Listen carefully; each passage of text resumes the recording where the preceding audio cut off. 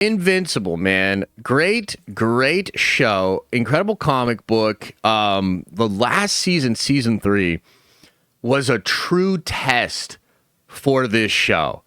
Season 2 was a big fall off. You know, we just got done talking a little bit about a Marvel fall off. I don't think this fall off was as bad, but it was pretty embarrassing. You have Invincible season 2, widely considered a huge fall off from season 1. Couple of different reasons why. Number one, massive fucking delay, 2+ year delay, and the animation wasn't even that great, so there's a lot of like issues there. Number two, they do this really weird, never quite seen anything like it thing where they delay the second half of the season 7 months. At least I think it was 7 months. This like so silly break in the middle of that season. And so a lot of people were pretty upset. I also think season 2, just in general, was weaker. Had a pretty good ending, but some of the plot lines, some of the ways they were developing stuff just felt way too slow and then way too fast. It's poorly paced compared to season 1. So going into season 3, a lot of people had questions. You know, how would they respond to some of the criticisms? And I will always give credit to teams and studios and companies, whoever is involved in these things. I will always give credit when they listen, when they make adjustments.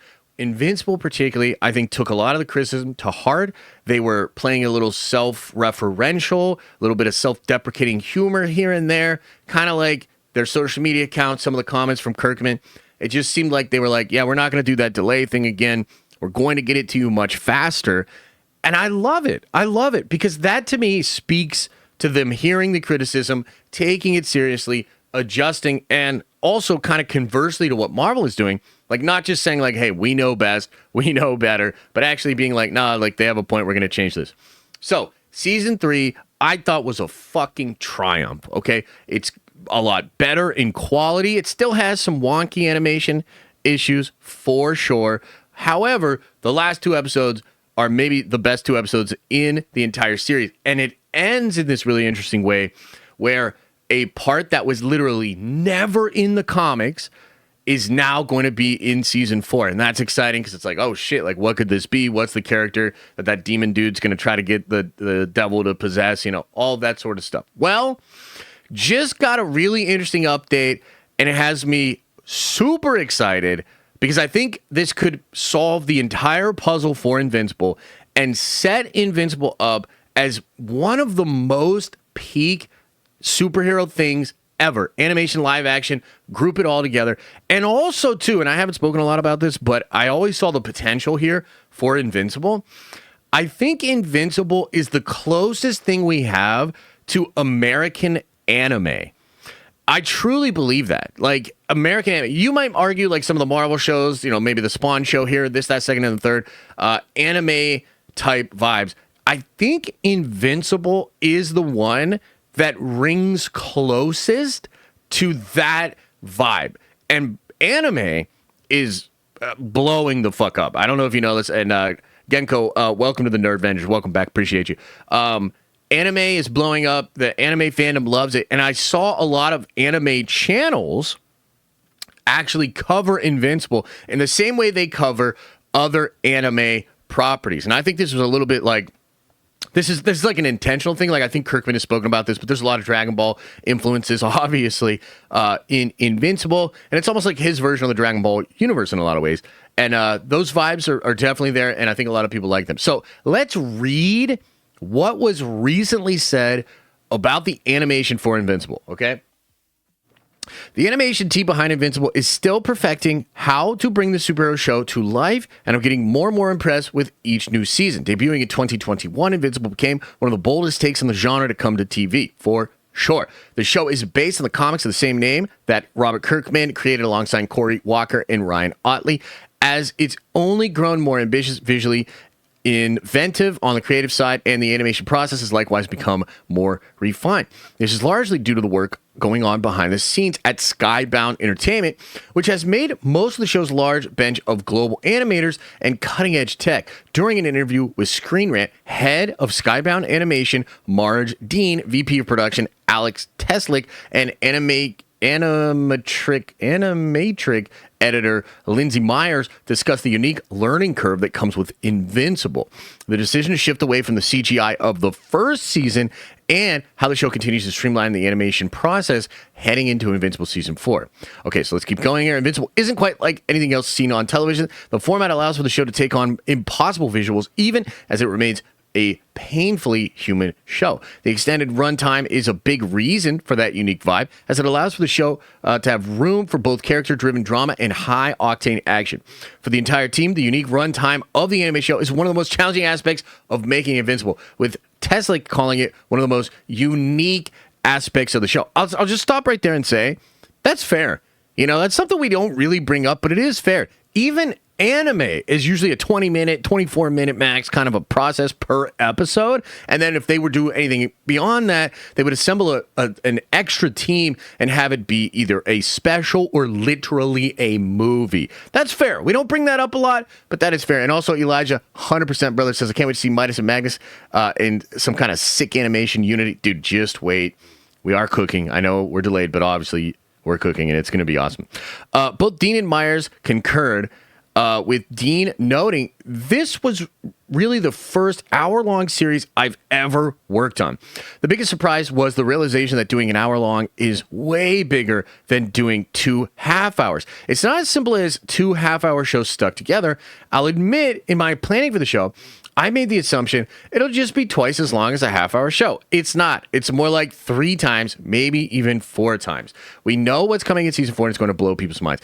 Even just in the storytelling, the scope of it, if you're going to carry people for an hour, the scope has to be huge. Myers, who similarly had a background in half-hour television like the Guardians of the Galaxy and Pacific Rim The Black, noted that it's a surprise. It's definitely a different beast. I'm kind of surprised at how quickly I got used to it, actually, with the tools at their disposal, the 3 all looking ahead of the upcoming 4th season of Invincible, and how it's going to wow fans. Dean explained that as we continue to perfect our pipeline, not just the technical one, but the creative pipeline as well, we keep amping up the skills of our team. I'm just so excited. There's so much to be excited for with the character and the story, but I'm personally just excited for how much we've amped up the quality of the animation to another level. It's my intention, and I share it with everybody, that we improve with each season.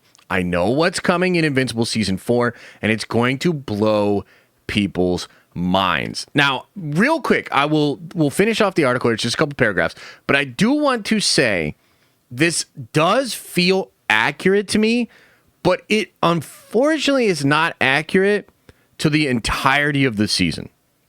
The last 2 episodes of Invincible and a lot of the action sequences in the overall season are masterful. The animators that they have put on those parts of the show, and particularly those last 2 episodes, are really, really good. Like, frankly, as good as maybe all the other stuff, including the stuff in season 1.